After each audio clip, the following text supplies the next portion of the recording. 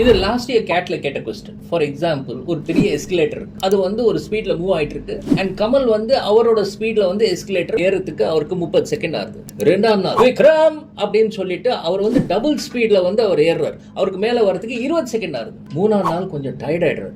அதனால அவர் நகரவே இல்லை. எஸ்கலேட்டர் தான் தானா மூவ் ஆகுது. இன்னைக்கு கமல் டாப்ல ரீச் ஆகிறதுக்கு எவ்வளவு செகண்ட் ஆகும்? முதல் சிச்சுவேஷனை நம்ம போட்டு பார்ப்போம். லெட் அஸ் சே எஸ்கலேட்டர் போகிற டிஸ்டன்ஸ் d. அப்போ d டிவைடட் பை கமலோட வேகம் k, எஸ்கலேட்டர் வேகம் e, அப்போ 30 செகண்ட்ஸ் ஆகுது.